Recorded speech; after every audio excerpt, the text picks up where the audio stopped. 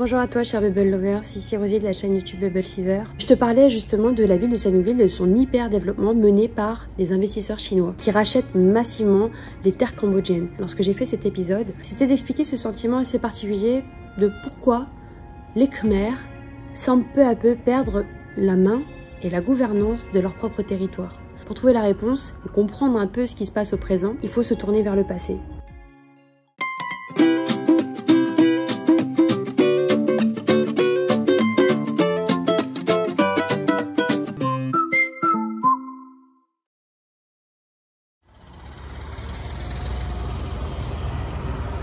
Ouais.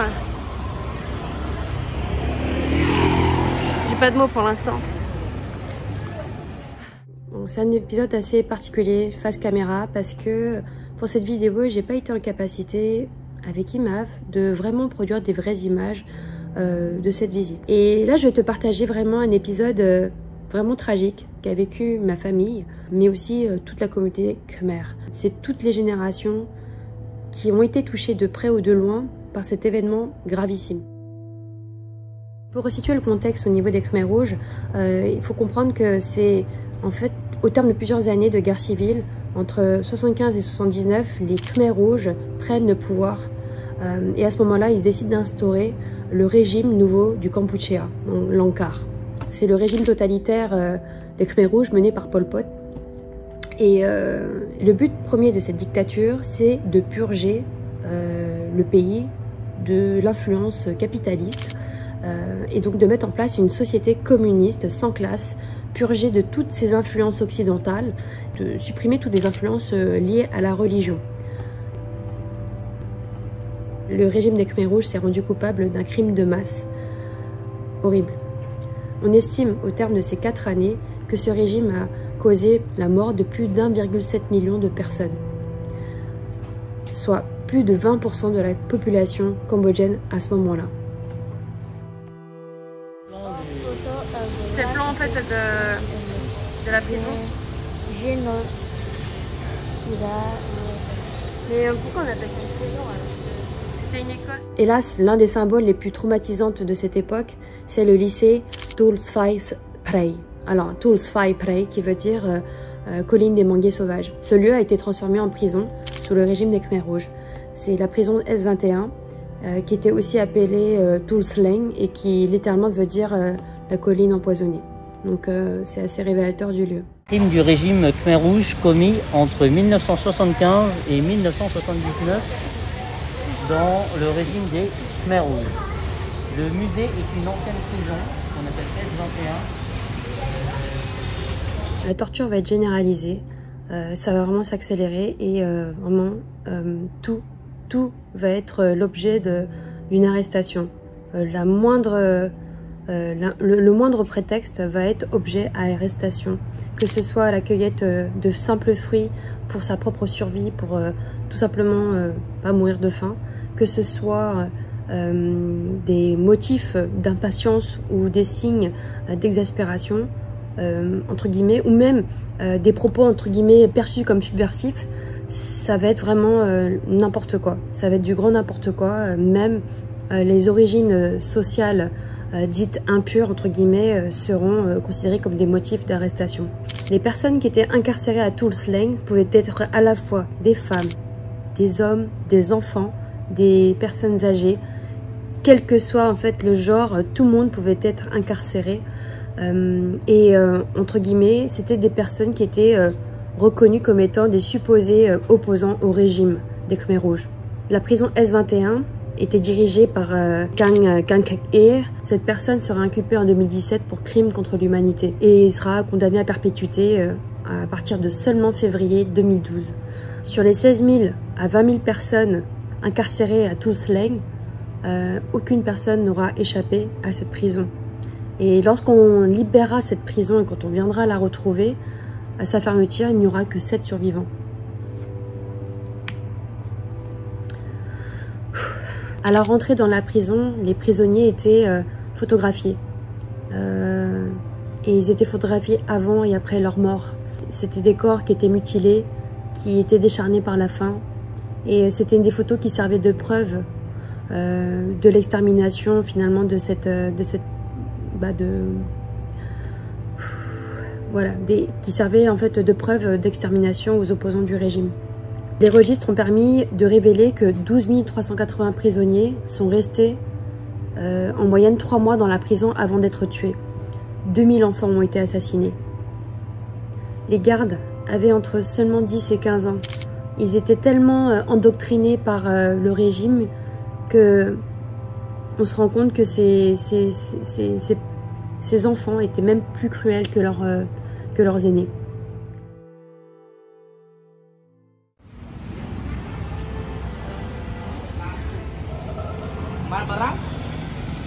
Je vous cache pas que l'émotion était très forte au moment où j'ai visité ce musée, parce que oui, c'est devenu un musée après la fermeture de la prison S21, et que c'était vraiment super intense pour moi.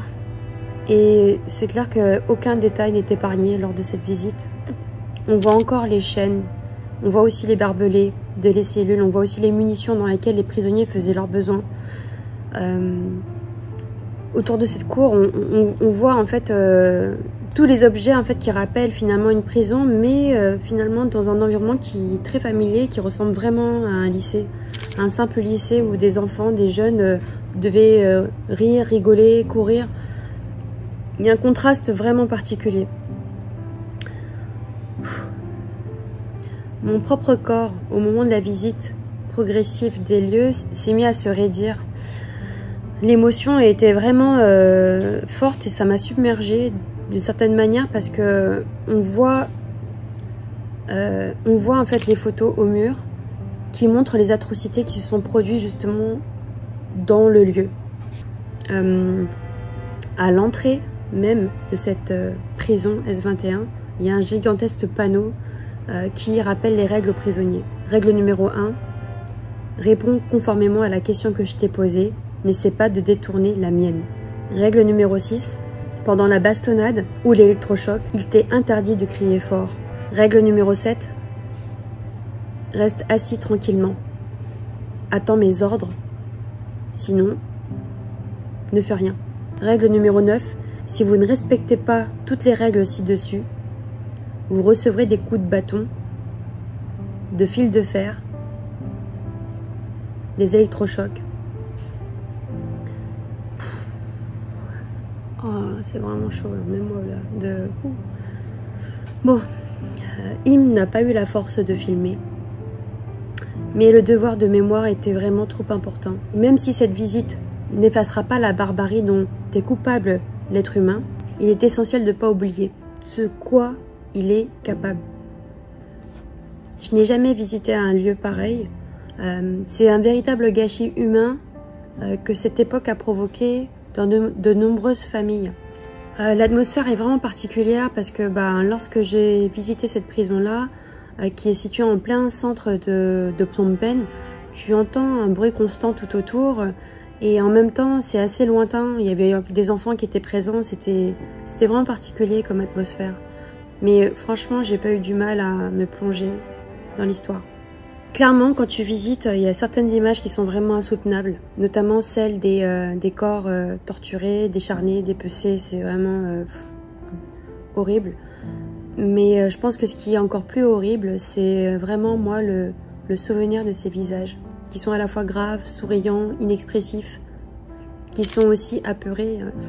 Tu vois des milliers d'yeux en fait qui t'observent comme ça, tes visages, c'est assez particulier entre toutes les allées des anciennes salles de torture. Donc vraiment, ces regards-là, tu peux pas y être insensible.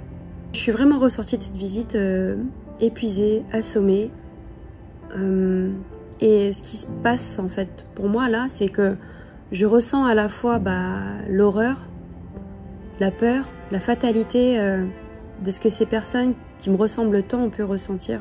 Là, clairement, je ressens l'horreur, la peur, la fatalité de ce que ces personnes qui me ressemblent vraiment ont pu vivre à ce moment-là. Et en même temps, il se passe un autre truc, c'est que je peux pas m'empêcher de ressentir une profonde gratitude. Je réalise que mes parents, que nos parents, qui ont fui leur pays, leur terre, leur famille, ont surmonté des épreuves inimaginables, gravées à jamais dans leur mémoire. Et que nous, nouvelle génération que nous sommes, nous avons cette chance incroyable de vivre, d'être né, d'avoir grandi dans un pays en paix. Et j'ai envie de te dire que c'est à nous de rendre cette vie pleine de sens.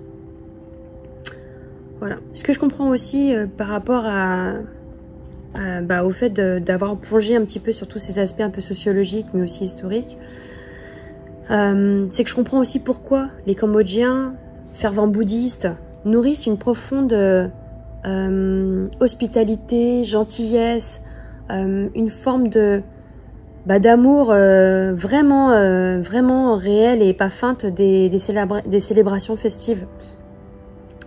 Mais aussi ce que je te disais en introduction, mais aussi dans la précédente vidéo, pourquoi aussi ils ont ce besoin de vivre simplement au présent et qui veulent juste profiter de ce que la vie peut leur offrir, parce que tu te rends compte que cette vie-là pouvait, dans l'ADN, dans cette mémoire cellulaire liée à cette nouvelle génération, que cette vie-là peut être enlevée vraiment très rapidement.